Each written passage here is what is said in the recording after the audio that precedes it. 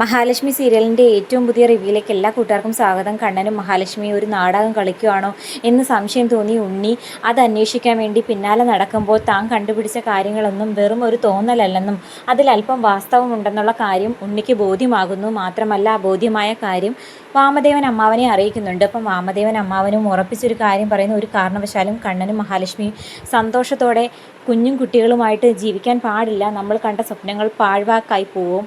നമ്മൾ കമലേശ്വരം സ്വത്തുക്കൾ സ്വന്തമാക്കാൻ ആഗ്രഹിച്ചിട്ടുണ്ടെങ്കിൽ അതങ്ങനെ തന്നെ വേണം. അതിന് മറ്റൊരു അവകാശം ഉണ്ടാകാൻ പാടില്ല. എനിക്ക് പറ്റിയ ഏറ്റവും വലിയൊരു മണ്ടത്തരമാണ് അവൻ്റെ ജീവിതത്തിലേക്ക് ഒരു പെൺകുട്ടിയെ കൊണ്ടുവരിക എന്ന് വിചാരിച്ചത്.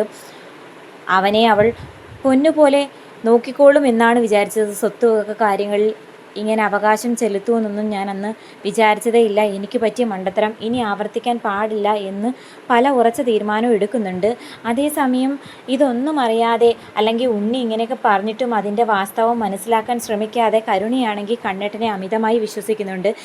എപ്പോഴും കണ്ണൻ്റെ റൂമിൽ കയറാനും അതുപോലെ എന്ത് വിലപ്പെട്ട സാധനം ഇഷ്ടം തോന്നിയാൽ എടുക്കാനുമുള്ള സ്വാതന്ത്ര്യം ഇപ്പോൾ കരുണയ്ക്ക് വന്നു ചേർന്നിരിക്കുന്നു. മുമ്പാണെങ്കിൽ മഹാലക്ഷ്മിയുള്ള വീട്ടിൽ കണ്ണേട്ടൻ്റെ റൂമിൽ കയറുകയോ അവിടെ ഇരിക്കുന്ന പെർഫ്യൂംസോ അല്ലെങ്കിൽ ഓർണമെൻറ്റ്സോ ഒന്നും അവകാശത്തോടെ എടുത്തിരുന്നില്ല.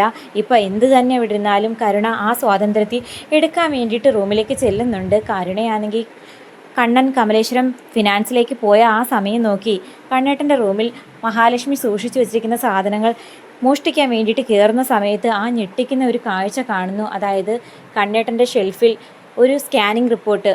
ഇവിടെ പ്രഗ്നൻ്റ് ആയിട്ടുള്ള ആരുമില്ല. താൻ പ്രഗ്നൻ്റ് ആയിരുന്നു എങ്കിലും തൻ്റെ കുഞ്ഞ് വയറ്റിൽ വെച്ച് തന്നെ നഷ്ടമായി. അപ്പോൾ പിന്നെ ഈ സ്കാനിങ് റിപ്പോർട്ട് ആരുടെ ആയിരിക്കും?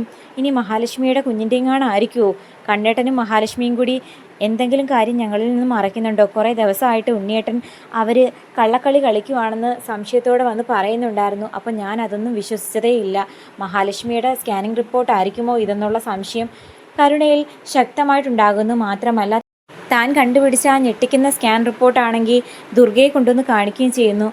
അമ്മ ഉണ്ണിയേട്ടൻ പറയുന്നത് ചുമ്മാ പാഴ്വാക്കൊന്നും അല്ല. ഉണ്ണിയേട്ടൻ പറയുന്നതിലും അല്പം കാര്യമുണ്ടെന്നാണ് എനിക്ക് തോന്നുന്നത്. കണ്ണേട്ടൻ നമ്മളെ ചതിക്കുകയാണോ എന്ന് എനിക്കും ഇപ്പോൾ സംശയമുണ്ട്. അതെന്താ മോളെ നിനക്കിപ്പോൾ അങ്ങനെ തോന്നാൻ? അവന് എന്തെങ്കിലും പൊട്ടത്തരം തോന്നി ഓരോന്ന് വിളിച്ചു പറയുന്നതല്ലാതെ അതിലൊന്നും ഒരു വാസ്തവവും കാണില്ല. എന്തായാലും അവൻ ജീവന് തുല്യം സ്നേഹിക്കുന്ന അവളെ നമ്മളെ വിശ്വസിപ്പിക്കാൻ വേണ്ടിയിട്ട് അവൻ ഉപേക്ഷിക്കുമെന്ന് എനിക്ക് തോന്നുന്നില്ല.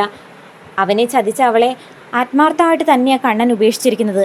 അങ്ങനല്ലമ്മ, കണ്ണേട്ടൻ്റെ റൂമിൽ ഞാൻ സാധനങ്ങൾ നോക്കാൻ പോയ സമയത്ത് ഷെൽഫിലൊരു സ്കാനിങ് റിപ്പോർട്ട് കണ്ട്. സ്കാനിങ് റിപ്പോർട്ടോ? അതിനിവിടെ ആരാ പ്രഗ്നൻ്റ് ആയിട്ടുള്ളത്? അതാ ഞാൻ പറഞ്ഞത്. ഇവിടെ ഇപ്പം മഹാലക്ഷ്മി മാത്രമല്ലേ പ്രഗ്നൻ്റ് ആയിട്ടുള്ളത്.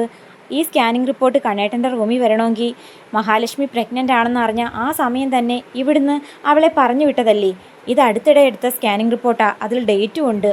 ഇതിൻ്റെ പിന്നിൽ എന്തോ ചതിയുണ്ട്. ഉണ്ണിയേട്ടൻ പറയുന്നതിൽ അല്പം വാസ്തവമുണ്ടെന്നാണ് എനിക്ക് തോന്നുന്നത്. ആണോ മോളെ, നീ പറഞ്ഞത് സത്യമാണോ എന്ന് ചോദിച്ച് ദുർഗയാണെങ്കിൽ ആ റിപ്പോർട്ട് മേടിച്ച് നോക്കുന്നു. അതോടെ ദുർഗയ്ക്കും അല്പം കാര്യങ്ങൾ പിടികിട്ടുന്നുണ്ട്. എല്ലാ കാര്യങ്ങളും അറിയാവുന്ന കുറച്ച് ആളുകളുണ്ട്. അതായത് അനന്തവും ലേഖയും അതുപോലെ മഞ്ജുവും സാഗറും ഒക്കെ. അവരൊന്നും ഒരിക്കലും നമ്മളോട് സത്യങ്ങൾ തുറന്നു പറയില്ലല്ലോ. ഇതിൻ്റെ പിന്നിൽ എന്തൊക്കെയോ ചതി നടക്കുന്നു മോളെ. നമ്മളെ മണ്ടരാക്കിക്കൊണ്ട് അവൻ്റെ കുഞ്ഞിനെ ആപത്തൊന്നും കൂടാതെ പ്രസവിക്കാൻ വേണ്ടിയിട്ടൊരു സാഹചര്യം ഉണ്ടാക്കി കൊടുക്കുമായിരിക്കും.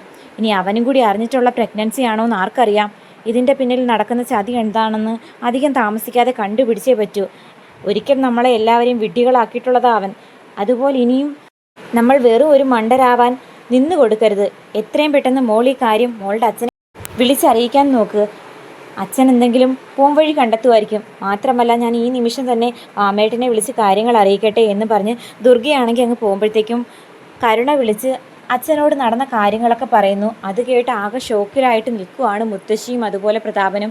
പ്രതാപൻ അറിഞ്ഞ കാര്യങ്ങൾ മുത്തശ്ശിയോട് പറയുമ്പോൾ മുത്തശ്ശിക്കും ഇതൊന്നും വിശ്വസിക്കാൻ പറ്റുന്നില്ല. എനിക്ക് അപ്പോഴേ ചില സംശയങ്ങൾ തോന്നിയതാടാ പ്രതാപ.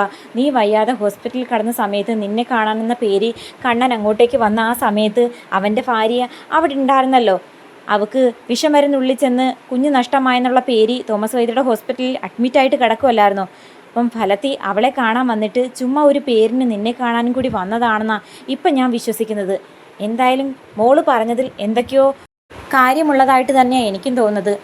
അവൾ കാരണം മരുമകൻ്റെ ജീവിതം നശിച്ചെങ്കിലും മരുമകനോട് ഇപ്പോഴും അമ്മായിയമ്മയ്ക്ക് എന്തൊരു സ്നേഹ.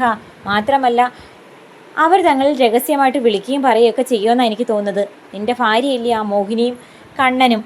അങ്ങനെ കണ്ണനും കൂടി ചേർന്ന് നമ്മളെ ചതിച്ചതാണെന്ന് സത്യം ഞാനിങ്ങാണം മനസ്സിലാക്കി കഴിഞ്ഞാൽ പഴയ പ്രതാപൻ ആരാണെന്ന് കണ്ണനും അവളും കാണാനിരിക്കുന്നതേ ഉള്ളൂ എന്ന് പ്രതാപനും ഉറപ്പിച്ചു പറയുന്നു. അപ്പം എന്താകുമെന്ന് കാത്തിരിക്കാം.